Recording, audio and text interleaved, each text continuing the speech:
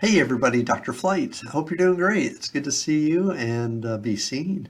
Look, we're going to talk a little bit about some global expansion strategies. And this is a global marketing concept about how you enter a new market that you're not familiar with. And I suppose some of these tactics could be used in a domestic market, but really they're focused on a foreign market, and there's going to be five or six of these concepts. And basically, what we want to think of is when we enter an unfamiliar market, we want to balance how much control we want, and that's tempered oftentimes by how much risk we're willing to take.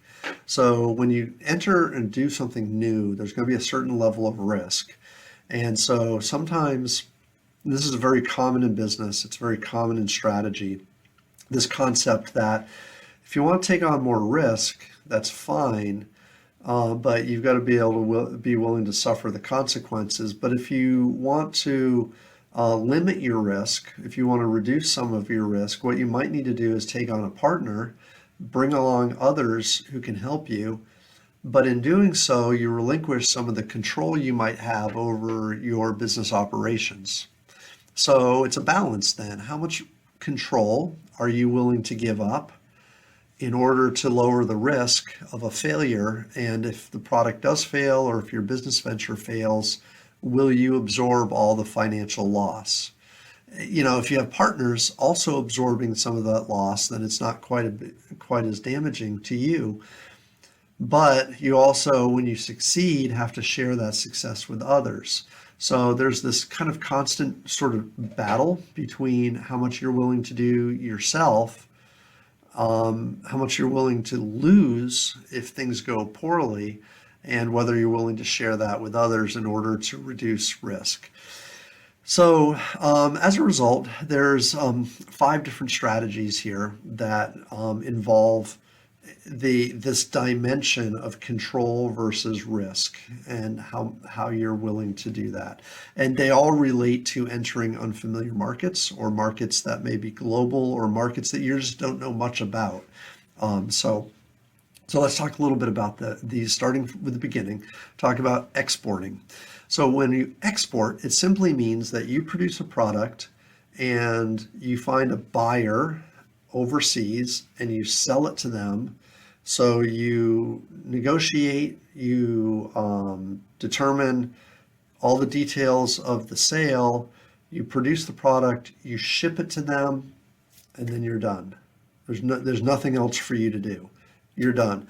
You're selling to somebody in another market, and what they do with it, it's up to them. They might be the end user, they might be the customer, or they might be a distributor over there, but you don't have anything else to do with them. Now, there's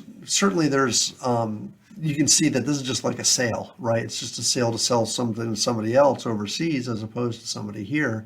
And so there's very little risk involved in doing this. Now, that person who's overseas is probably going to sell your product again, and they're going to make money. So you're not maybe making as much money as you could possibly be making because you've got this now intermediary in here. But, it was really easy for you to do, and you don't really have to worry about anything except for packing up the goods and shipping them.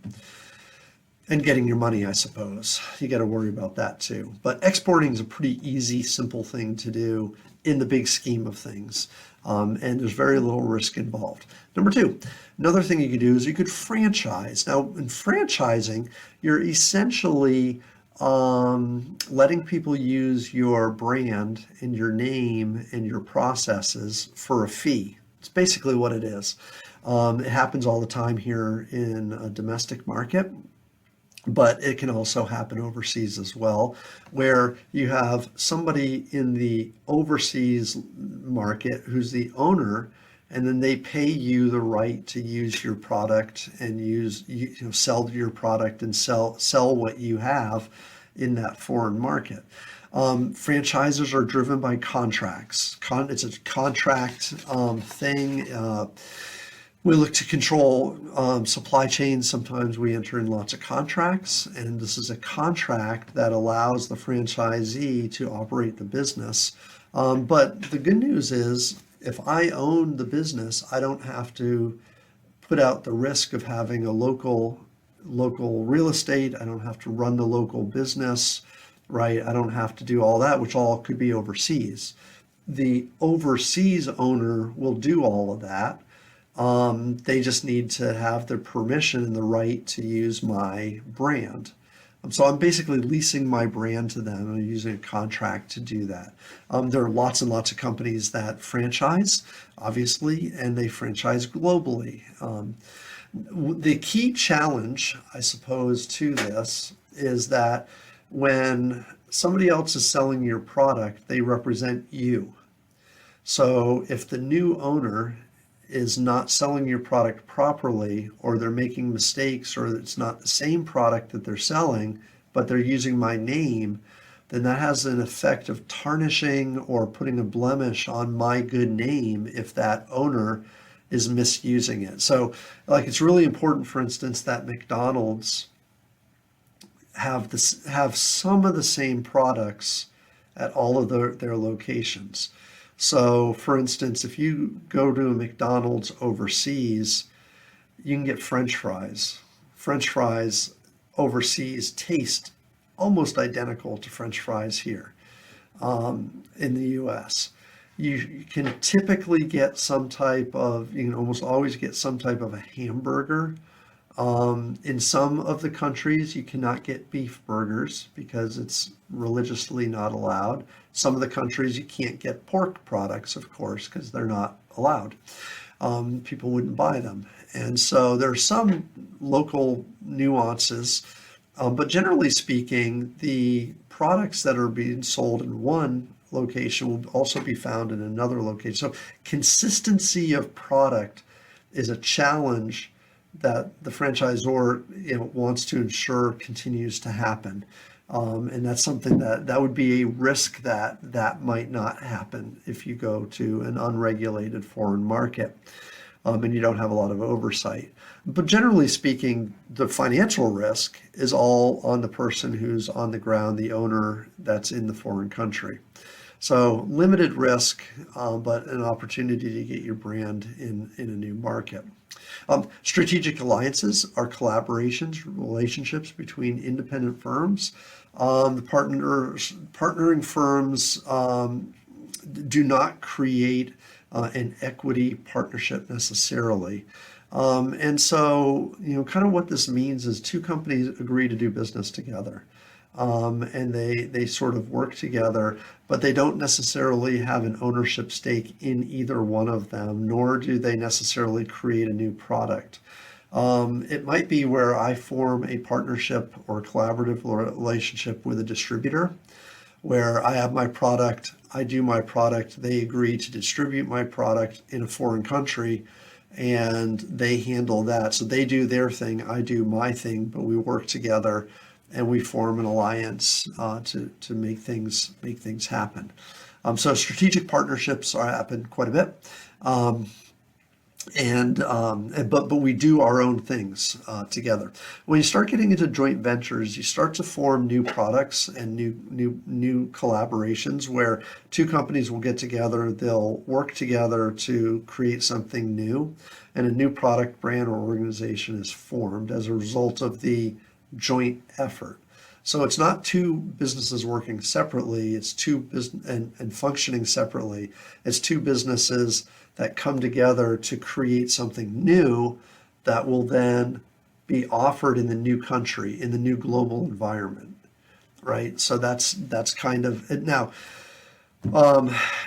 ownership, control, profits, those types of things are shared. The local partner adds the benefit of knowledge and interests in the local market. These are good if you, for instance, like if you're entering a foreign market where the foreign market requires local ownership, you may have to form a joint venture, in order to do that. So again, joint ventures are stronger relationships. There's more vested interest by you as a result of doing that. Again, more money involved, more of a percentage of the business goes to you. Creator of, you both jointly create something that didn't exist before, typically in a joint venture.